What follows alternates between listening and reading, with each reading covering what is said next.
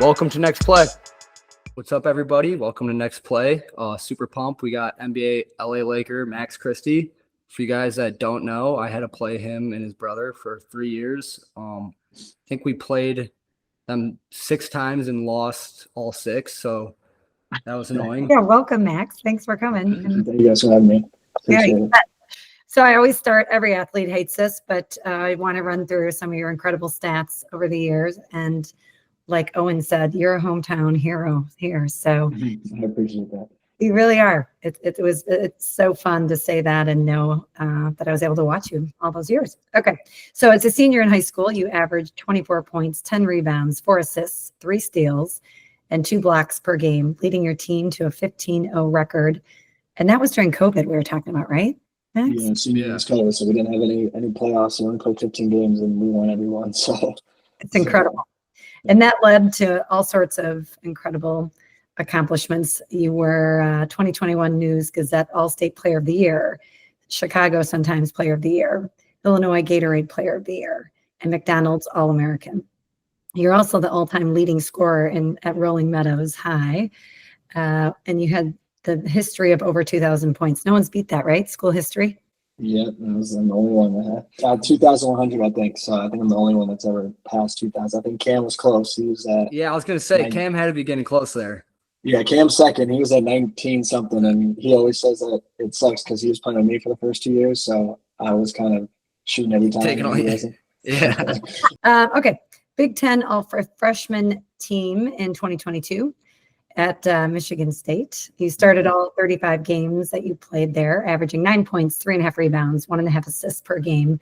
And then very shortly after, drafted to the Lakers in 2022 as the 35th pick overall. And you just signed, so huge congratulations, with the Lakers on a 4-year contract in July. So that's huge.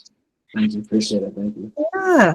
So most of what we talk about with athletes here is on the mindset stuff. And I'm curious when, you realized the mental side of the game was something that, you needed to focus on and was important to you. At what age?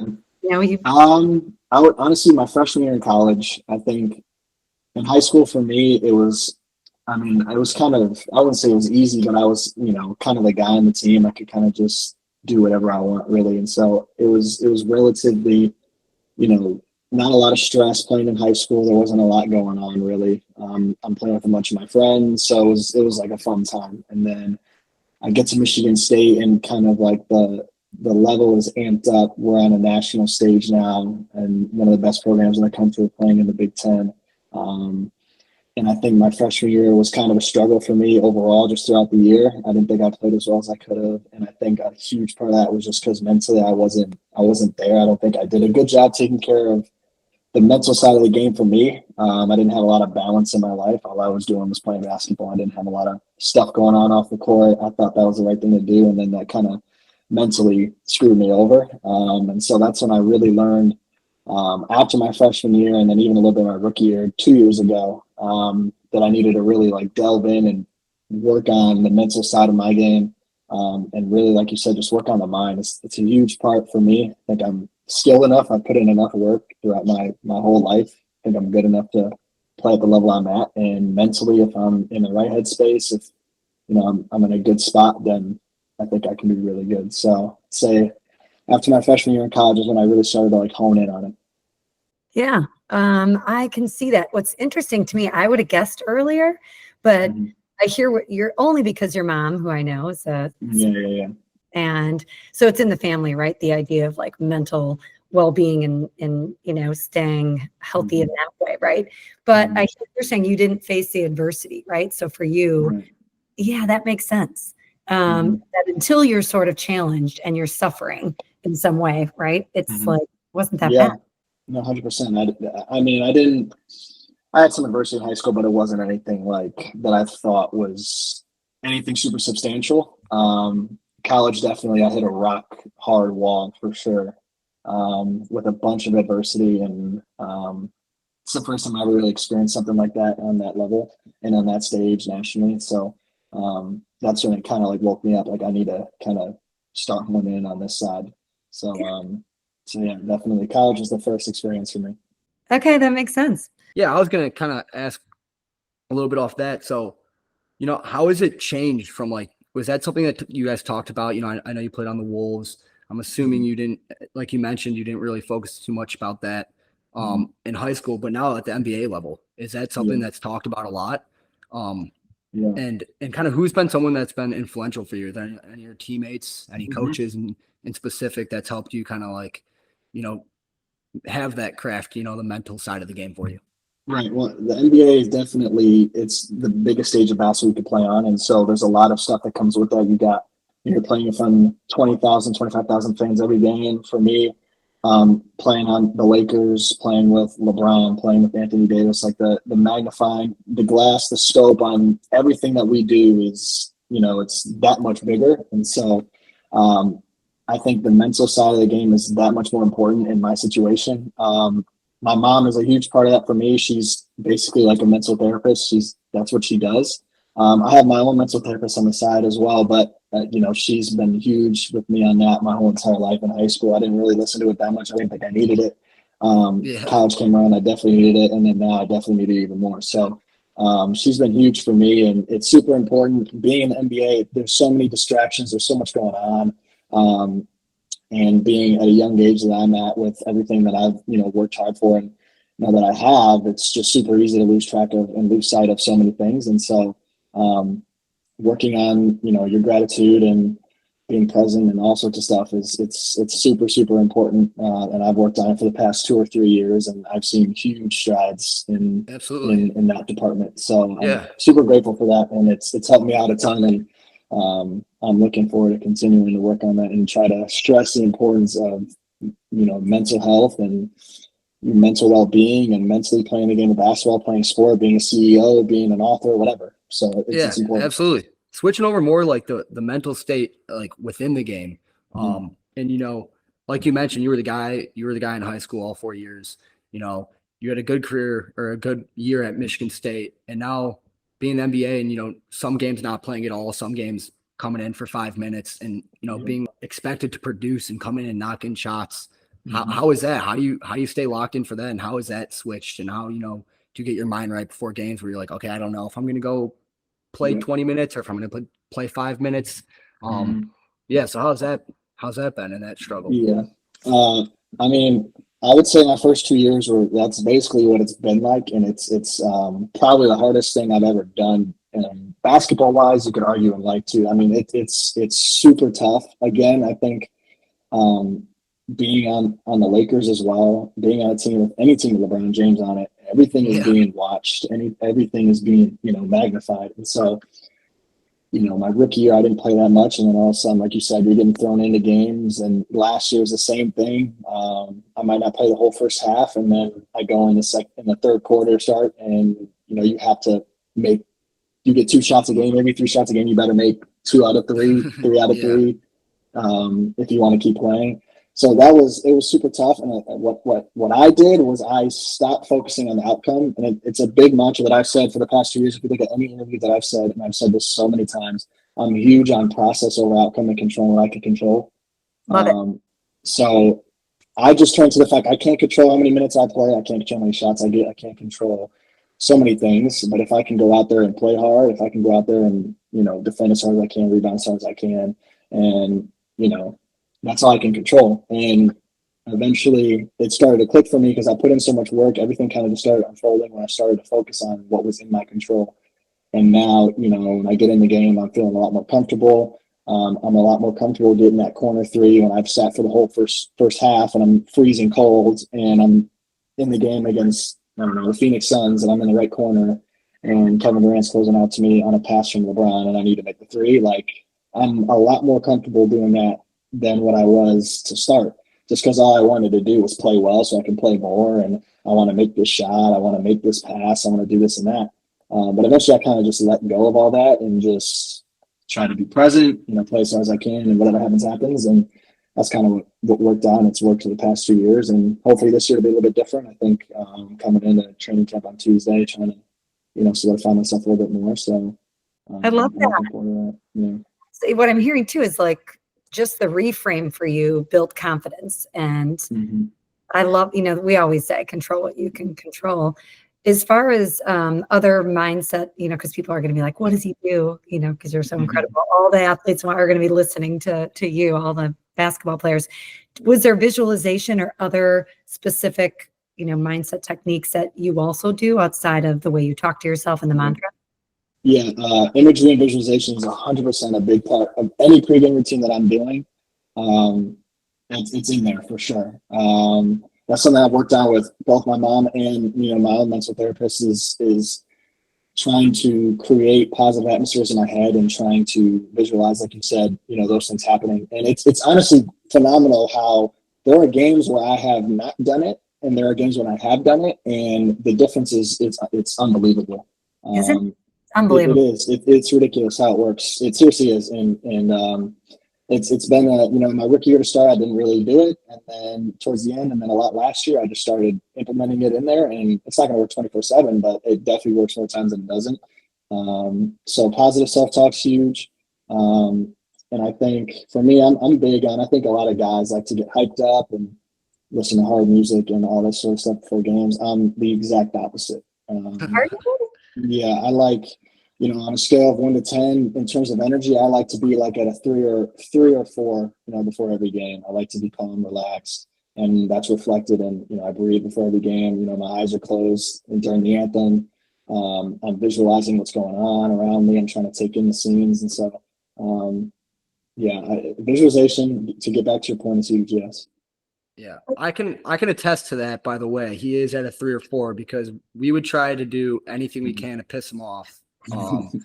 We would be like jabbing at him. We'd have our student section going crazy at him, and nothing would faze him. It's the most annoying thing. There's a lot of players that you can get in their head pretty easily, but I think I remember specifically one game. It was at Meadows. I think you had like 3 points at the half, and we go in that locker room and we're like, "Let's go!" Like we're in his head. Like I think we got the win, and then you came out and scored 28 in the second half. It was pretty defeating, but yeah, no, I could attest to the energy levels of Max. He's definitely someone that it's tough to get under your skin for sure. Yeah, that's something I focused a lot on in high school too. My dad and my mom were huge on that. Obviously, you guys got pretty good student sections, and I was always super good at having poise. I never showed any emotion, almost to a fault. Like whenever I have a good play, it's never like, usually when you get a dunk or you make a big basket, you're kind of emotional. I was like just straight poker face the whole time. You were. I never showed any emotion, which is something that's a goal I've made this year. Is I want to do a little bit of a better job, kind of like feeling into the game a little bit, and that's not like talking trash or whatnot, but.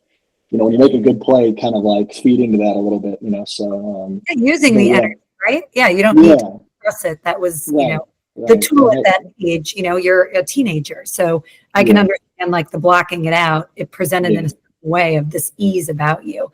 But that wasn't all that was happening internally. So that makes sense. Yeah, definitely not. Internally, there's a lot going on, but you can't show that to my opponents. So like you said. You guys thought that you didn't get in my head. You were there a few times, but I didn't really know.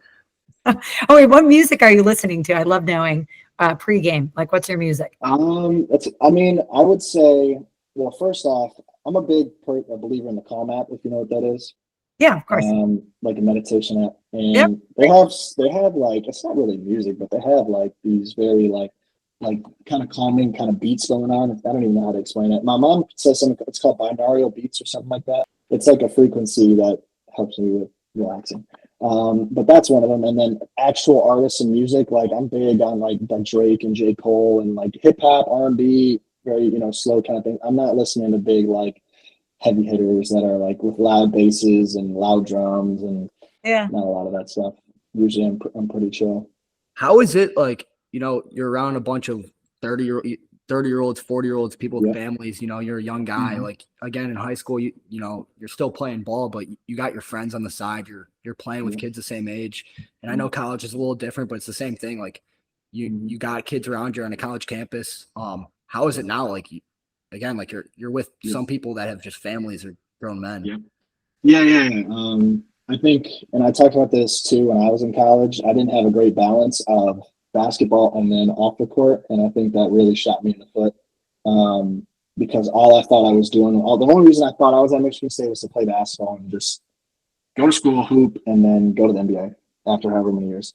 But I wasn't there to actually enjoy like college, hang out with friends, maybe go out on a Friday or Saturday, maybe, yada, yada, yada. Instead, it was just work out, go to bed, wake up, work out, go to bed, wake up. And that continuous cycle is hard for anybody to manage.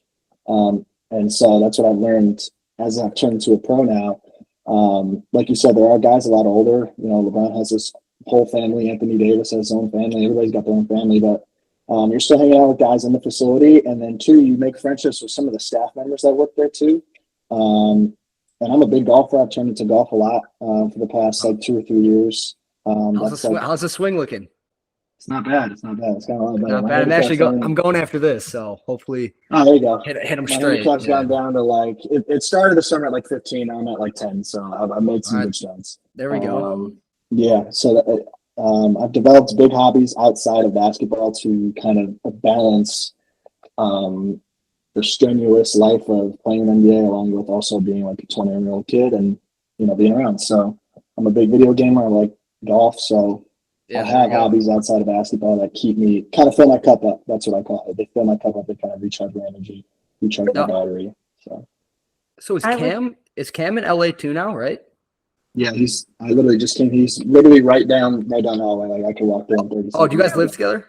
Hi. We don't live together, but he lives in this is my own building, like apartment, and he's got his own like 30 seconds away. Like I literally came to my place from his like right before this. It was pretty easy. That's awesome. Right to have that support around you. Yeah, it's huge. It's helped a lot more than I thought it was going to. So it's good. How did you know it wasn't working for you?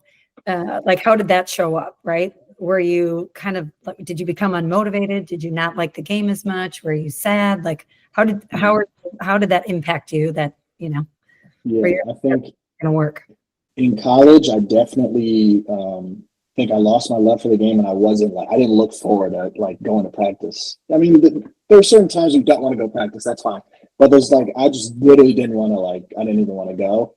And at that point I was like, this isn't right. Like something isn't going right here. And I came home after that year and my mom, kind of really my whole family, my mom, dad, and my brother, they looked at me and they could see that I was just all messed up. And so huge credit to them. Thank you, to them for that. They helped me kind of regain everything and kind of, rebuild myself back up. But yeah, it was really every time I hit adversity, I felt like it was the end of the world. I just wasn't enjoying myself. I didn't enjoy college at all. There was just certain things that wasn't, going right. And that's how I kind of knew. And again, my college experience, in my opinion, wasn't awesome. I wouldn't say I had the best time. However, I wouldn't trade it for anything because it's quite literally, I mean, I'm literally a whole black and white. It's completely different. And I wouldn't be here without that experience, that 8 months to a year that I was there. I mean, it was rough at times, but it's hard. When you're in it, it feels like this is hell, get me out, right? But then when you're able to have a story, and it's really cool of you to share that, because I'm sure people don't, when they look at you and they think, oh man, look at this guy, he's got everything. And I think people know that about you always, that you were so naturally gifted and you have this great family. And so, it's not talked about. It's getting better, I think. People talking about, listen, it doesn't always look like that. You're having experiences, right? So it's cool that you're sharing that it wasn't always great and that you had to work to get out of it. For sure. Yeah. Yeah, it was tough at times. So, but definitely there were parts that I enjoyed for sure. I mean, I enjoyed college for certain parts. There were definitely a lot more tough parts, though, in my opinion. So. Yeah, I don't think you're alone in that. My brother played 4 years at Wisconsin, and he said he almost quit his freshman year. And he told us that on the podcast. We were like, "What? I didn't even know that." He's like, "Yeah." And he started as a freshman, and just said it was hard. It was a lot, Yeah, it's tough. It's a big adjustment for sure. That I didn't adjust very well. So. Well, yeah, look where you're at now. I got a personal question I'm just curious about. So what's the day in the life of a game day in the NBA? Because I know in college you still have class, whatever, you fly out, and whatever, you have X amount of time to warm up. How is the game day different? What's the pregame ritual looking like? Well, first off, the big difference between the NBA and college is in the NBA, it's actually like a job. You're on your own. You come in on your own time. You do whatever you want on your own time. In college, obviously, you got coaches and everybody that kind of lay down a block. You're coming in at this. And you have like a schedule sort of in NBA of when your pregame shooting time is. Like you have that. So for me, I'm waking up. We'll say shoot around games at 7, shoot arounds at 10. Usually, that's about right. Usually, I'll wake up at like 8:30, leave the apartment by 9:15. I'll get to the facility by 9:30. It's not that far. Suit up. I'll get some shots up for 20 minutes. Then we'll have shoot around. We'll go over whatever team are playing, personnel, hot plays, game plan, whatever. So we'll do that. That'll be 10 to 11, 11:30. I like to lift afterwards. I kind of like to feel my body get activated. And I still need to progress in that area. So I'm still working on that.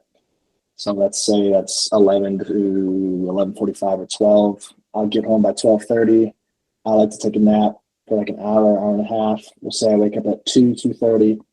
Thing that sucks out here is the traffic downtown is ridiculous. So you got to leave pretty early. So I'll leave my apartment by 2:33. So the game's at 7. I'll leave by 3. I'll get to the arena. I'll get to Staples downtown by 4. We'll say 4:15. And usually I'll reactivate again. So I'm not lifting, but I'm doing, band work and, whatever, just to get my body reactivated because I was just laying down for forever. And so we'll say if I get to the arena at 4, I'll have activation at 4:30, 4:45. And then I'll be on the court. I'm usually on the court about 2 hours before the game starts, so 5 in this case. I'll shoot from 5 to 5:30. And then after that, I'll get on the training table.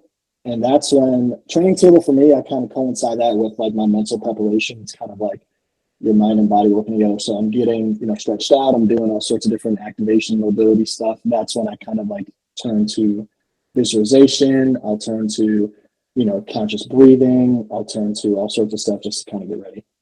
And we'll say that goes till 5:30 to 6. And then I like to take a shower before the game. I like to feel nice and clean, and I don't like to feel sweaty getting in my uniform. So I'll take a shower, and we usually have a pregame meeting, 35 minutes on the clock. So that's 6:25 in this case. And then pregame meeting, you're out there. Game starts at 7. You play the game. You go home afterwards and go to bed.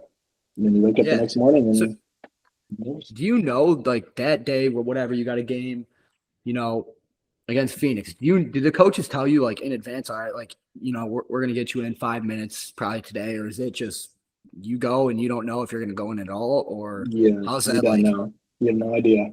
Or the worst is when they'll tell you and then it doesn't happen, which happens. There's stuff that happens during a game that you have to adjust to. It did happen. Yeah, there's stuff that happens during a game you have to adjust to, and it's understandable. So, hey, you're going to go in and play, yada, yada, yada. And then all of a sudden, AD has 25 to 30 points in the first half, or he has 15 to 20 points in the first quarter, and say I'm his sub, they're not taking him out. Yeah. So you got to adjust to it. I remember my second year, we were playing in Phoenix. I was in the rotation. I was playing a decent amount. I usually went in, I think it was the end of the first, kind of like 3 minutes in the first quarter. After you play for a while, you kind of know what block you're going in. You kind of assume. I usually go in about 3 to 4 minutes in the first quarter. I'll play till like 7 in the second, and then that'll be it. I didn't go in at all the first half.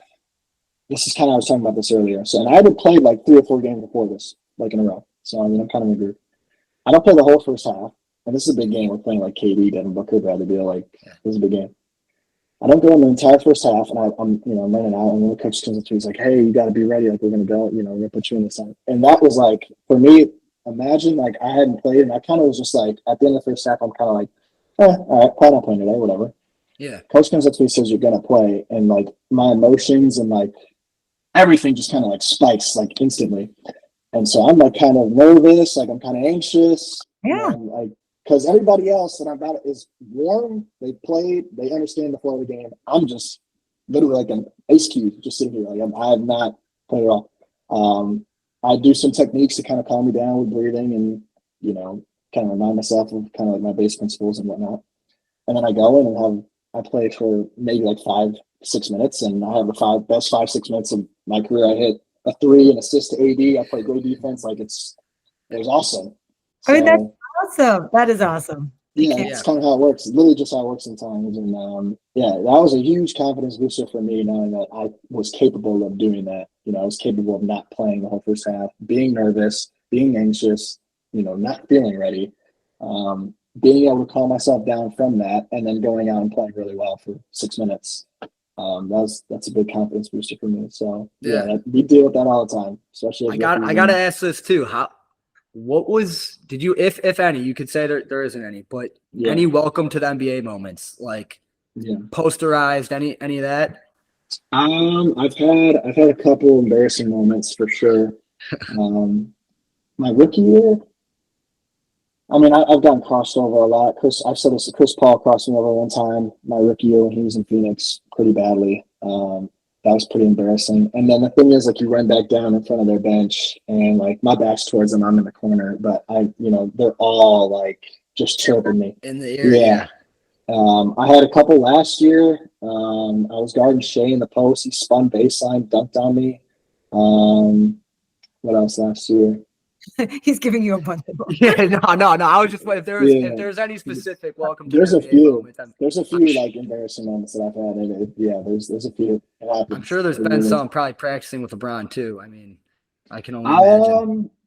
Yeah, I mean, there's been a few. He's pretty unreal in practice. Some of the stuff that he does, and he doesn't do it a lot. He tries just a lot of stuff in practice, and it's crazy. But yeah. One of the exercises we do with our athletes is this highlight reel, right? Where I'll say, think about your 3 best moments and play those. So for you, if you on the flip side of that question, do you have a moment, with all your success that you go to when you're trying to, you talk about this free flow, I think. Is that what you say? Like a flow state kind of, free flowing.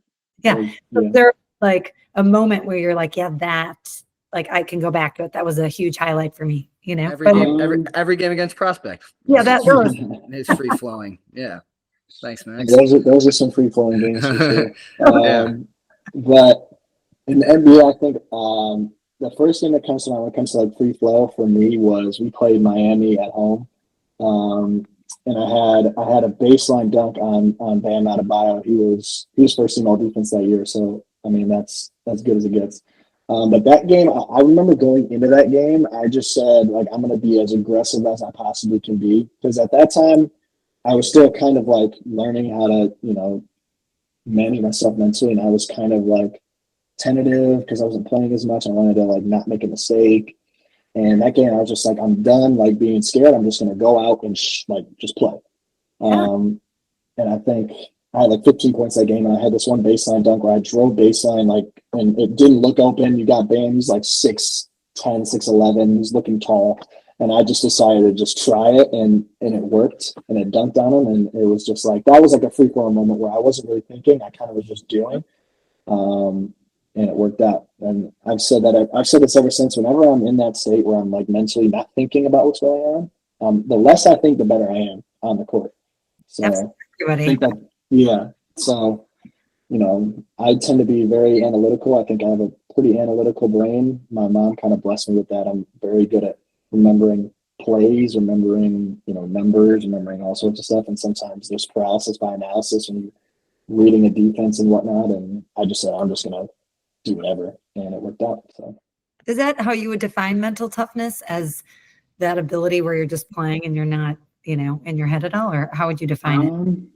Yeah, I think that's one way to put it. I think another way, I think for me, it's managing emotions. Your ability to manage your emotions is to me mental toughness, because there's some things you can't avoid, and emotions is one of them. But what you can do is, how you respond to those kind of things. I thought I was pretty good at that in high school. Obviously, like, everybody was trying to get in my head. Everybody's talking trash.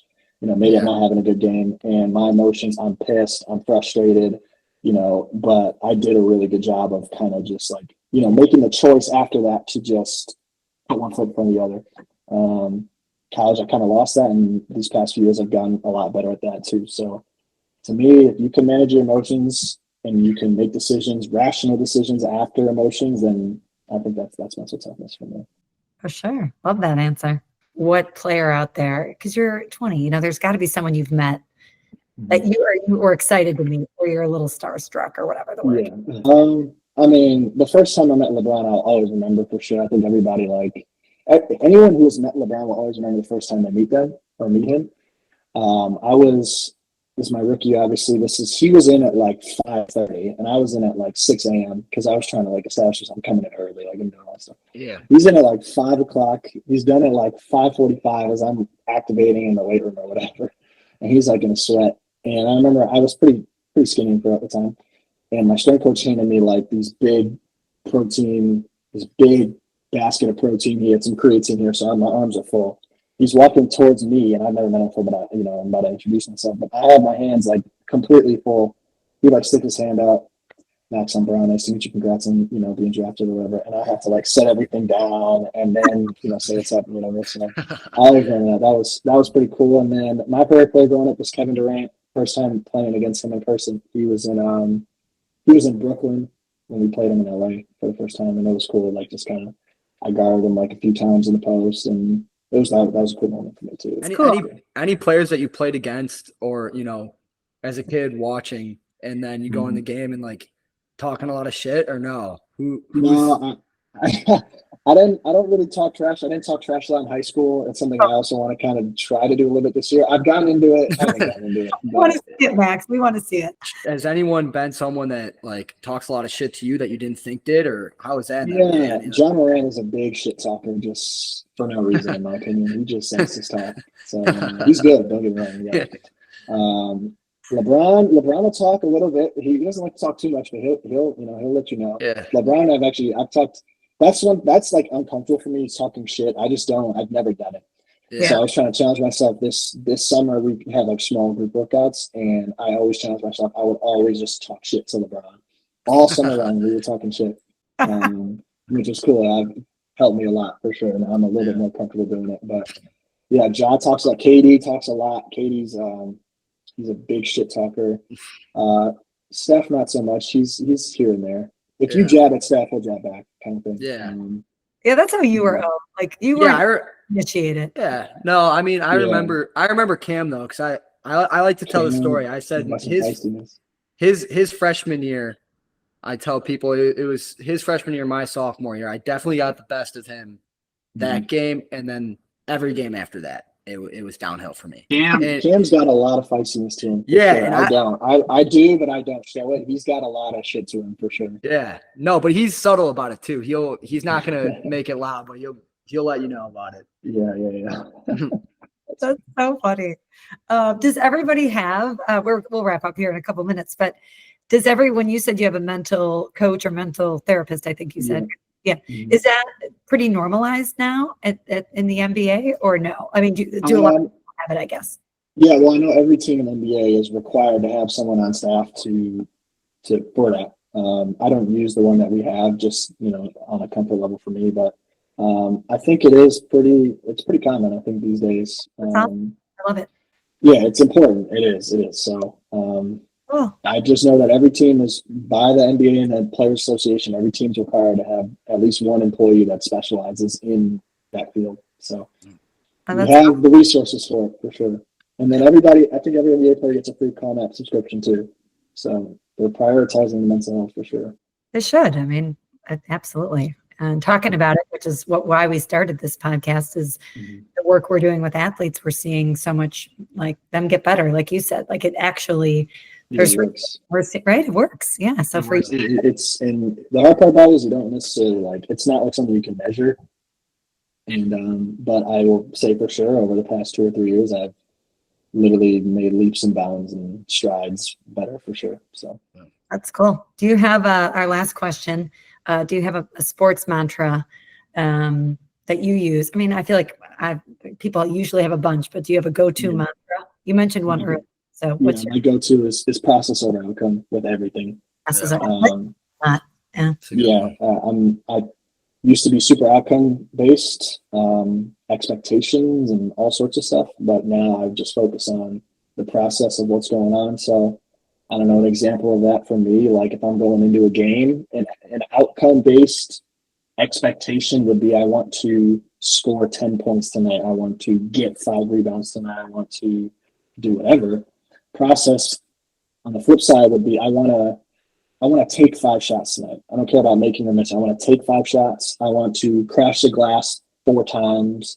I want to do this. I want to do that. I want to make 5 shots. I want to take 5 shots. I don't want to make them. If I make them, great. If I miss them, great. I would just want to take them. And that's the process to me. You know what I'm saying? And eventually to do that over and over, especially with the work that, you know, I put in and everybody else puts in, you'll probably make 3 out of 5, 4 out of 5. Sometimes you make 0 out of 5, sometimes you make 1 out of 5. But if I go into the game saying I want to make 5 shots and maybe I have a bad night, I make 1, then all of a sudden my mind is now I don't want to take 5 shots anymore. Yeah. Instead, Sure. I go into the game, I just want to take 5 shots. Say I take 7 and maybe I make 4. Like that's pretty good. Maybe I take 5 shots and make 0, but I still took 5. I'm feeling comfortable enough. I know I can take 5. I'm going to do it again. So that's an example of what that means to me. It's just super important. That's probably the favorite one that I've heard so far. That's our, for sure. We've talked to a bunch of athletes. I think that's my favorite one. Same. Yeah, it's helped me so much. It's super important. I mean, I literally trust the process / process over outcome. That's my mantra. That's my life quote. It does translate to like other parts of your life. This whole right, Yeah, like work and sure. all that stuff. So yeah, feel bad. Let them go back watching some NFL football. It's Sunday. Well, the Bears got to win today. I know, huge win for the Bears. So, all right, I'll let you two enjoy that little victory. I'm a Packer fan, but that's fine. It was a good win for you guys. Well, I look forward to watching you this year. I can't wait. Honestly, always been one of my favorite players. We'll be rooting for you. Yeah, Thank you. Appreciate it. I appreciate that. Really coming on here. We appreciate it. All the athletes. It's a gift to listen to you and everything you've done. So again, want to thank Max Christie. And if you want tips more like that, check us out at puresportsmindset.com or on our Instagram, Pure Sports Mindset. And again, thanks, Max. Have a great season this year, and hopefully we'll talk to you soon. Yeah. Thank you, guys.